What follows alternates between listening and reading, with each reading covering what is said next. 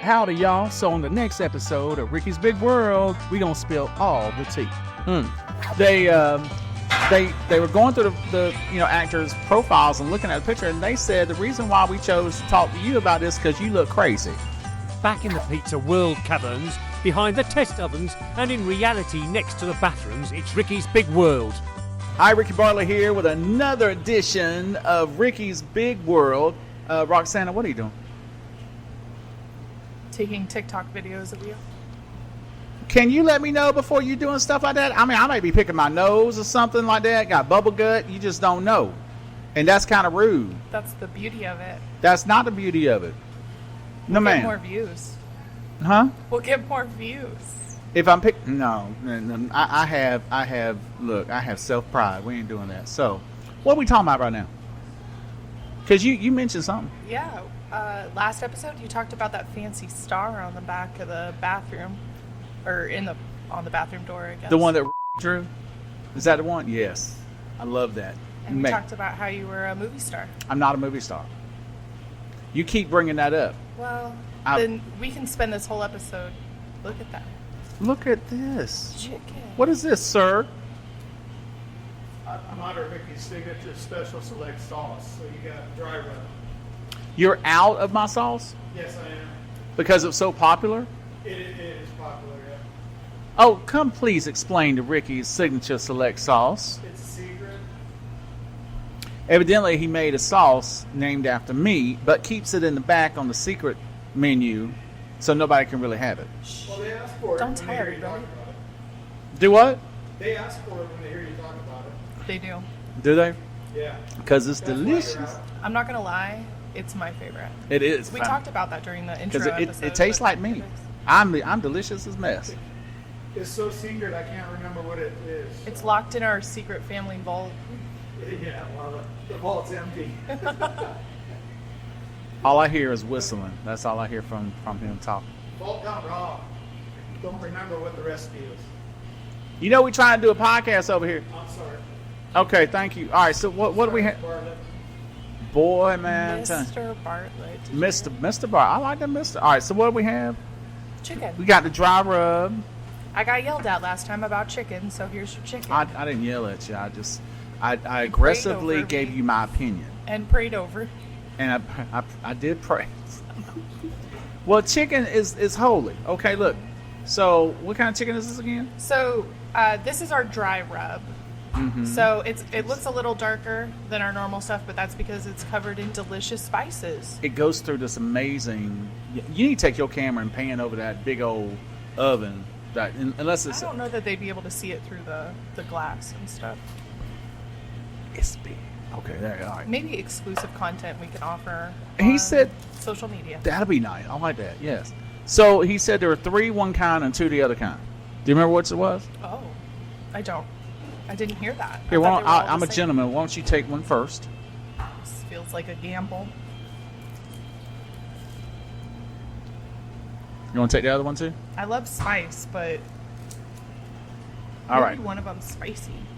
So now I'm going to take one of that one. I'm going to take this one, and we're going to leave What- the other one. Are you gonna dip it in a sauce or no? Well, I'm going to try it without the sauce first. It's just to see. Okay.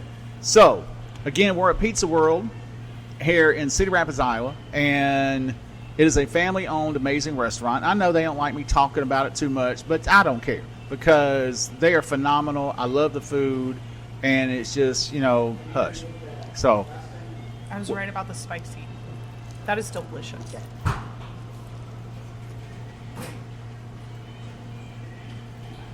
I grabbed the not spicy one. Okay. All right.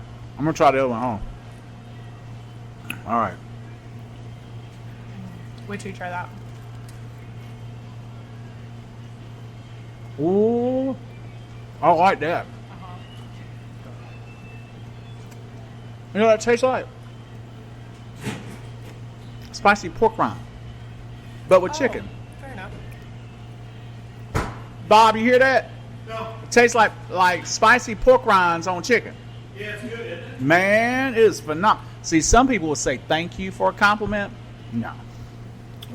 It's good, isn't it? So, yes, it's good. It's delicious. Thank you. We're family. We're All right, so what do you want to talk about today while we're eating? Let's talk about why you have a fancy star on your dressing room.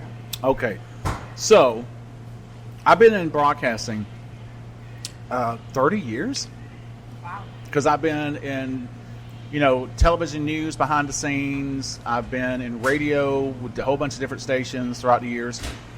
And so originally from Georgia, and when I moved to Iowa, I got back into broadcasting again because I flipped between IT and broadcasting. I'm done with IT because give me a headache. Well, September of 2019, I'm sitting there and I'm like, you know what? I want to do more voiceover work. So I call around all these agencies in Chicago, since from my house, Chicago is basically 3.5 hour drive. So I called, I emailed all these, and most places are saying, you know what? We really don't have a lot of voiceover work to do in this area or whatever. And then I had some people like, no, we just don't like the way you talk. And so, whatever. And so I had one agency who said, you know what? We're not really doing a lot of voiceover work, but why don't you come in and we can talk about on camera. And I was like, well, I was 100 pounds heavier at the time. I wasn't comfortable with my body. And I said, well, all right, fine. So I drove to Chicago. I met with them.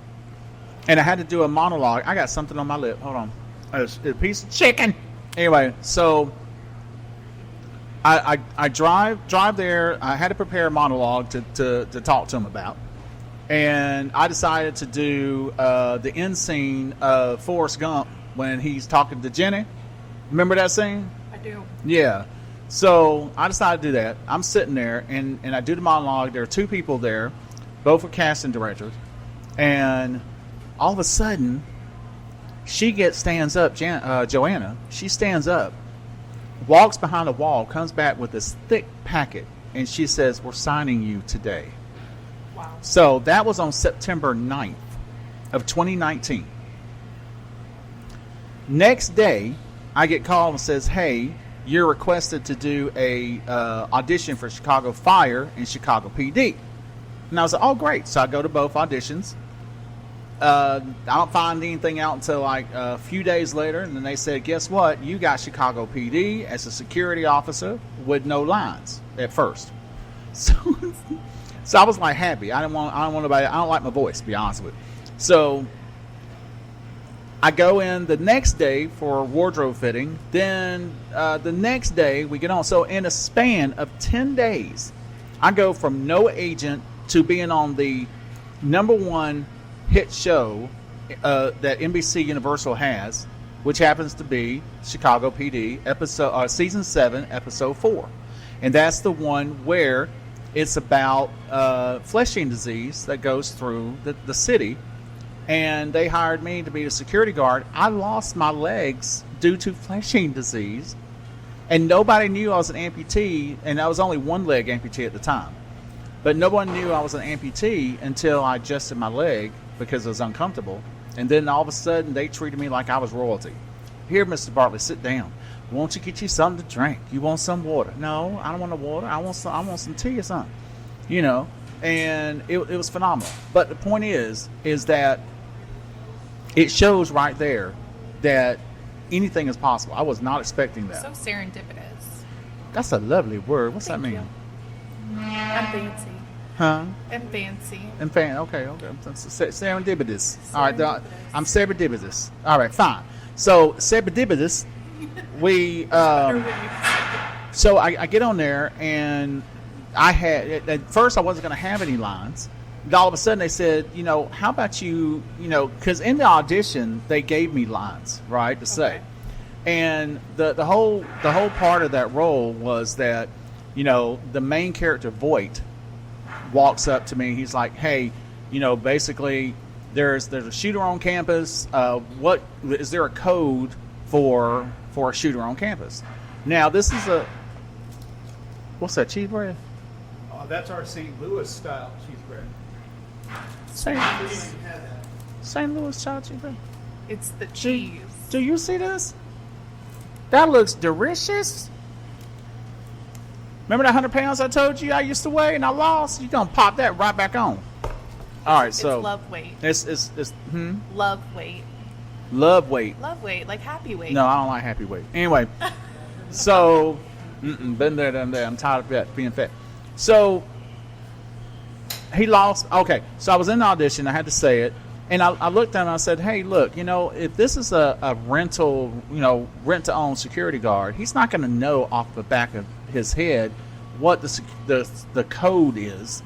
So I borrowed their book. I stopped the audition. I said, "Can I use your book real quick?" And I acted like I was flipping through trying to find the code and not knowing what I'm doing. Evidently, that landed me the role. Wow. So my lines were, Voight and I are walking through because it was part 3 of a 3-part series where Chicago Fire, Med, and PD were all a part of it. And so it was first Fire, then Med, then Chicago PD. And we were in the hospital setting for Chicago Med. And we're walking down the hall, and Voight's talking, asking me all these questions, and I look at him and I say, "That's a code silver." "Yes, sir." That's it.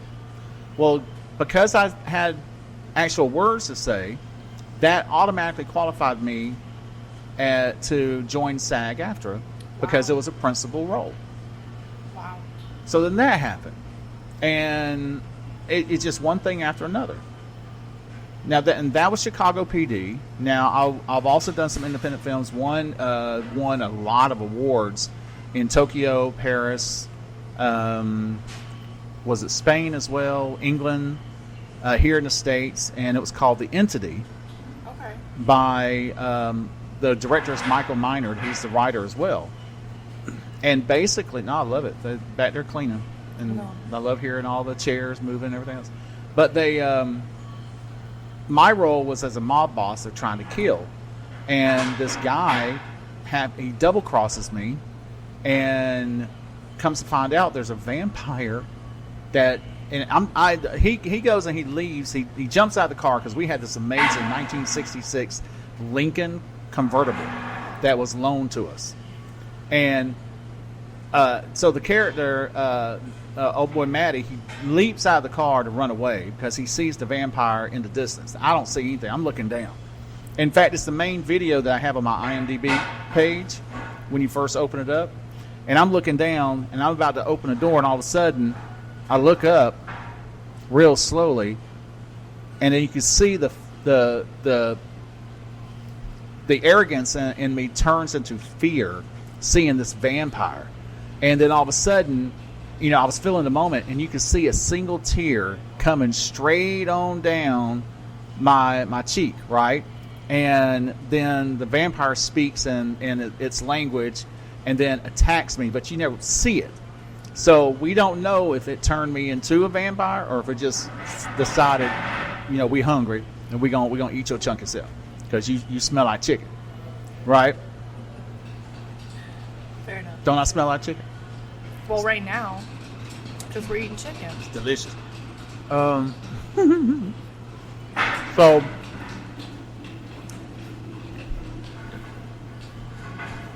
go ahead, go mop the floor. Yes, sir, Mr. Bartlett. He's fired. All right, so there was that movie. Like I said, I was surprised. We put it in the film festivals, and it won a lot of stuff. I was in another film called Remote that was filmed, recently, and locally. And at first, they wanted me as the sheriff, but when I met with the assistant director who went out to lunch, and first time he ever seen me, he said, I noticed the look on his face because at first, before I first pulled up, he had this smile on his face, and then when he seen me get out of that car, he went like this. And I later found out it's because I'm too big for the sheriff outfit that they bought. Oh my goodness. And, I'm 6'4", and I got these big old beautiful shoulders, but also had chunky around my waist. Not as much as now, but it's still there. So they said, "We really still want you in the movie. How do you feel about being just somebody on the street, a man on the street?" And I said, "That's fine. Yeah, that's fine. I don't throw away a role." Yeah. And so the movie, I think it recently came out I haven't seen it because I don't watch anything I'm in. That's I crazy. can't. I know, like, there's a lot of actors who can't watch themselves. I know it kind of just depends on the person, but you know can't why? watch yourself. I'm too critical. Oh. I will look at a role and I will watch it and think I could have done that better, Oh. or why did I do it that way? And so I can't watch myself. Yeah. I did a commercial in Des Moines for the Winter Olympics a couple of years ago. I've never seen it. Oh, really? So the only thing I have seen, I watched the trailer. Any trailers that are made, I watch that. But Oh, okay. I can't watch the movie or the show or whatever. It's just like too much. It just, again, Chicago PD. I've never seen Wow. it. Not that episode. That really does surprise me. And again, I know exactly what it is. It's because I will be too critical. You know, I'm proud that the fact that no one knew I was a leg amputee Yeah. when I was walking. In fact, with Chicago PD, we actually we reshot that scene 11 times. None was my fault.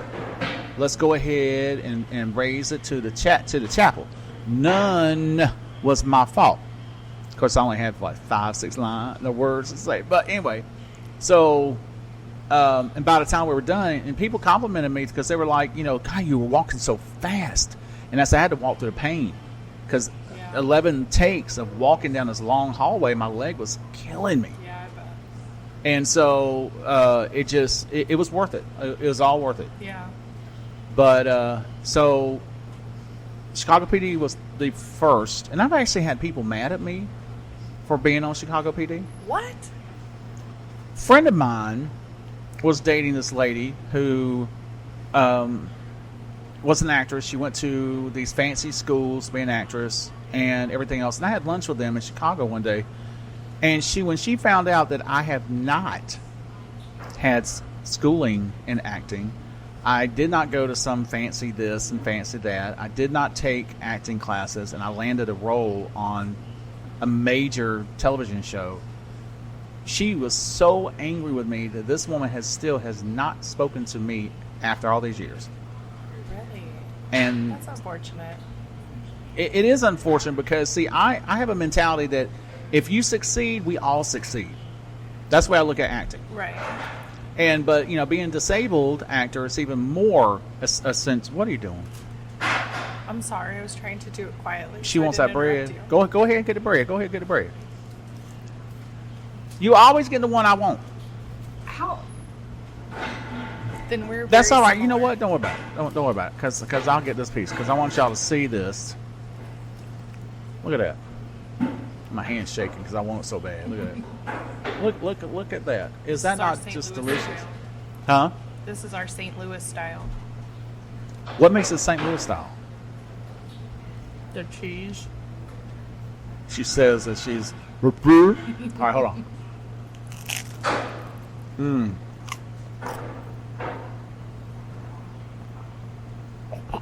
See, I'm sorry. We're gonna have to start an ASMR What's that? station. It's like sounds. People listen to sounds with you chewing. No. It's smoky. Yeah, and it's kind of creamy. It kind of reminds me of like a cream cheese. Did you? Nah. Yeah. Okay, I can see it. Did you hear that crunch though? I don't know if you can hear it. I love me some cheese. Sweet. So it's called Provel. That's the type of cheese it is. And it's Provel. Pavel. And it's like, It's fancy. yeah, it's a St. Louis cheese. They're known for it. And yeah, we have it in case you ever want to put it on a pizza or cheesy sticks or garlic bread. I've been coming here It's for years. delicious. I know nothing about this cheese. That's the beautiful thing about this podcast. We're going to give you all the special stuff. Segue. Just segue right into. I didn't even know about it. You fell right into the trap. Fell right into the trap. All right. So what else? So the remote, again, a very very small part. And I gotta say, there's no such thing as a small part. You go do your job, and if you want to get into acting, you want to do background roles, do it. I love the inspiration in that. Like, regardless of your background or your training or your education or your age, do it. Do it. And that's the thing. I ain't gonna tell you how old I is, but I did theater when I was a teenager, and then that's it. That is it. And I love being back in acting again. And so, but I had more auditions than I've had roles. And they say that the average person will have 255, 200 something auditions before they land their first one. That's super interesting. But I've had auditions for major things. A Marvel movie, had audition for that. I ain't get it. Sesame Street, had audition cool. for that. You want to hear something about that one? Yeah, All I right. do, actually. So, here's the thing. That's part of this. So I have an agent in Chicago, agent here, and I have one agent who represents me in New York and L.A. Wow. Now, my country's southern self probably had no business in L.A. and New York, but there it is. So she sent me a thing, and she said, okay, it is a role on a puppet show. We can't tell you what it is, limited information, and it's for an ambiguous role named Pat. And so I ain't seen it didn't register. It would have been Sesame Street. So I almost said no. Even with it being like a puppet show, there's not very many of those. I wasn't thinking about that because my child's been grown. Fair. Okay, so I get the script and I'm reading it and I went, okay, well, I'm gonna turn it down. I don't want to do it. And we had just got through watching Gabriel Iglesias, Fluffy, and he said that he learned one rule in acting because he almost said no to Magic Mike, that role he did as the DJ, right? Right. I've never seen Magic Mike anyway, but he said always say yes, and then you find out more. So Jennifer reminded me of that, and I said, okay. So I just said yes. Then as soon as I said yes, I signed the NDA, the non-disclosure agreement. That's when they sent me the information of the name and everything else, and it was Sesame Street. Wow. And then I was told later that I did an amazing job, but I was not ambiguous. I clearly look male. Yeah. So and Pat needed to be kind of questioning on that. And I respect that. I was like, okay, I get that. So I didn't get to Sesame Street. That's so cool, though. But I got the audition. I just auditioned for Law and Order, which I didn't even know that the show is still running. And it's like criminal organization, organized crime, or something like that. Okay. Waiting to hear back. I have an audition coming up again for a show called Will Trent. Okay. And I haven't even seen that one yet, so I gotta go home and watch it. Now, what's coming up soon is I was in a movie called Intent Unknown, and that's the one you wanted to talk about. That's the one. Yeah. All right, so what do you want to know? Everything. Tell us Everything? I want to know every detail. Okay, I Every didn't spicy audition for it. little bit. Huh? Every spicy little bit. I get a phone call. I'm at work, and I get a phone call from the director who says, "Hey, is this Ricky Bartlett?" And I said, "Yes, it is." He said, "We're going to be filming a movie. We're coming to Iowa. We're going to film a movie, feature-length film, and we want to talk to you about being the antagonist in the movie." And I said, "Oh, okay." So I talked to him on the phone, and when they had already written the character, and when they found out I was a double-leg amputee, they incorporated my disability into the character. But I didn't audition for the role. They just simply said, "We want you," and just by talking to me. And the reason why they contacted me originally, because there's Iowa has this amazing website, it's Produce Iowa. And what they do is you can go on there and you can actually put a profile of yourself in the acting category for this particular reason. So they they were going through the actors' profiles and looking at the picture, and they said the reason why we chose to talk to you about this because you look crazy. Your eyes look demonic, and you look like somebody that ain't funny. What you cackling about, Bob? But that's what they said. They said I look crazy, like I should be in an asylum. So it's typecasting. Your mama. Okay, so yeah, they typecast it. I guess that's what it is. I didn't need that, Bobby. Family banter. So, hold on, I gotta compose myself. I'm about to go to jail. So so they told me that, and I was like, really? I look crazy? And they said, yeah, there's something about your eyes. You just look crazy. So I was like, all right, I respect that. And then I found out who's in it. They said, oh, by the way, Academy Award and Golden Globe actor Eric Roberts, Julia Roberts' brother, is going to be in the film too as the protagonist. And I went, I'm sorry, excuse me. And it was just one of those surreal things that I just landed a part in a movie with a Golden Globe and Academy Award actor, and I didn't even audition for it, all because I look crazy. Life is good. So, All because I look crazy. So we filmed it in Iowa, and we filmed it in two parts. One during the latter part of wintertime, and another in the beginning of fall.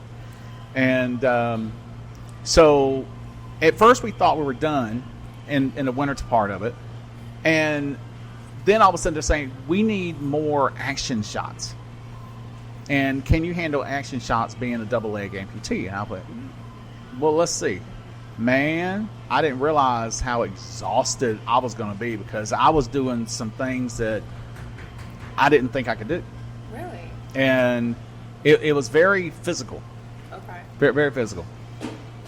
But Eric Roberts was fantastic. When he came on set, he was just a gentleman. We told stories, and he was great. But there were a lot of local kids that were in the film too. Yeah. So that was good. And Julianne Michelle was in it, and Julianne Michelle has been in Who's the Boss when she was younger, and she's been in a lot of other films, and she was a part of that too. That's awesome. But we're going to be having the world premiere coming up soon, and I have to go to that because they're also going to be doing an actor talk on stage after the film. I think by the time they hear this, the world premiere will have already come out. Probably. It'll be released. Probably. I mean, I don't know. Do you want me to tell the dates and stuff, or do you want me to just leave it alone for now? No, you can tell them the dates because we do film a little bit in advance, not super far. But you're a busy person with your auditions and your radio life, so we have to film a little bit in advance. But and that's the thing. If you're going to be in any portion of the acting world, you got to understand that you're not going to get every role. Yeah. You got to have a thick skin. Being in radio and broadcast, Lord, I got bubble gut. Hold on. Being in broadcasting and radio for all these years has given me a thick skin to where I don't get hurt about no's.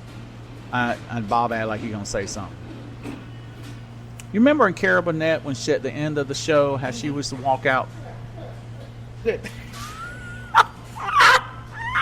I think he does a lot of it on purpose. I think he's is doing it great. on purpose. I think for people that aren't listening to it but watching it on YouTube, I think it'll be fun to pick up what he's doing in the background. Mm-hmm.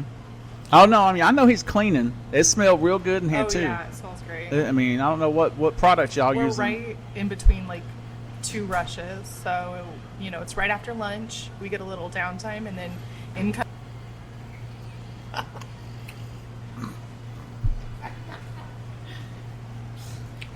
We're so professional.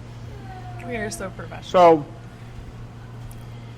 if you notice the time lapse or the camera is different, whatever it is, because evidently somebody in charge of that camera.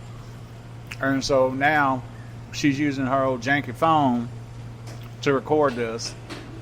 And you got the filter on to make me look good. To be honest, I actually feel like This looks better, but we'll see how it goes. Well, then you should start using that instead of the fancy stuff. We will have to consider it.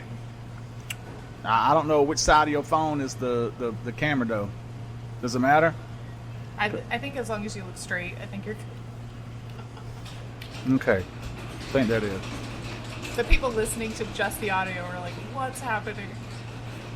Okay, if you cannot see this, like I said, she switched from the fancy camera to her janky phone, and that I can't see to tell you which way I'm looking at. So I'm just going to look straight ahead, and if I'm not looking straight at it, and y'all think I'm trying to look you side-eye, don't be all mad at me, because it's Roxana's fault.